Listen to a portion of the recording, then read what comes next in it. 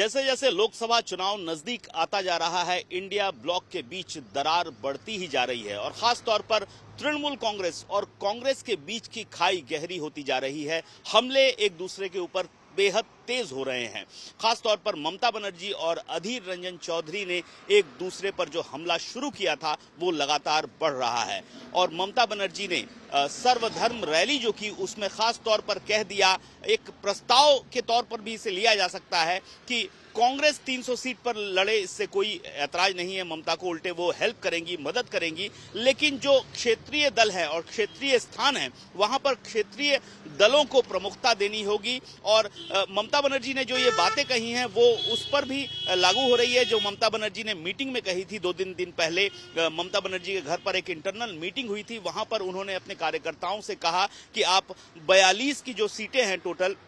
उस पर तैयारियां पूरी कीजिए और अगर कांग्रेस हमें महत्व नहीं देती है तो हम सभी सीटों पर चुनाव लड़ेंगे। और उसी के बाद कल का बयान सामने आया जब ममता बनर्जी ने कह दिया कि क्षेत्रीय दलों को महत्व देना होगा और अगर महत्व नहीं दिया जाता है तो फिर क्षेत्रीय दल,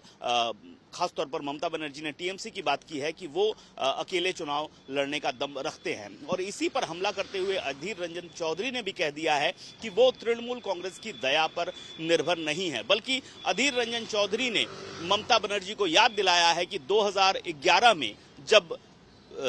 सत्तारूढ़ सीपीएम को हराकर पहली बार ममता बनर्जी मुख्यमंत्री बनी, बंगाल की सत्ता पर काबिज हुई, तो कांग्रेस के सहयोग से ही ये संभव हो पाया था। तो उनको नसीहत न दी जाए तृणमूल कांग्रेस की ओर से, ये बात अधीर रंजन चौधरी ने साफ कर दी है। तो ऐसे में जिस तरीके से दोनों ही पार्टियां एक दूसरे के ऊपर हमला कर रही हैं, ये लगभग तय हो चुका है कि बंगाल में हो सकता है कि कोई गठबंधन न हो, क्योंकि लेफ्ट की जो पार्टीज हैं, लेफ्ट पार्टीज ने पहले ही कह दिया है कि बंगाल में तृणमूल कांग्रेस के साथ कोई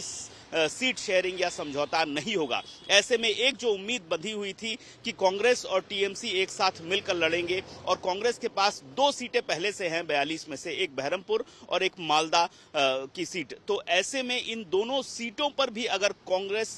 के अलावा तृणमूल कांग्रेस अपना उम्मीदवार देती है तो ये साफ हो जा रहा है कि यहां पर कोई गठबंधन नहीं हो रहा है। जबकि कांग्रेस चाह रही थी कि कम से कम 8 सीट उसे दी जाए जहां पर तृणमूल कांग्रेस उसकी हेल्प करे, मदद करे, उसको सपोर्ट करे। जबकि ममता बनर्जी का कहना है और पार्टी सूत्रों से भी साफ पता चल रहा है कि तृणमूल कांग्रेस 2 से ज्यादा सीट कांग्रेस को देने पर राजी नहीं है। ऐसे में जो सीट शेयरिंग का समझौता होना है वो फिलहाल गड्ढे में जाता हुआ दिख रहा है और फिलहाल जो स्थिति बनी हुई है उससे नहीं लग रहा कि लोकसभा चुनाव से पहले बंगाल में इंडिया ब्लॉक का कोई गठबंधन हो पाएगा। कैमरामैन प्रसून बोस के साथ अनुपम मिश्र, चुनाव आज तक, कोलकाता।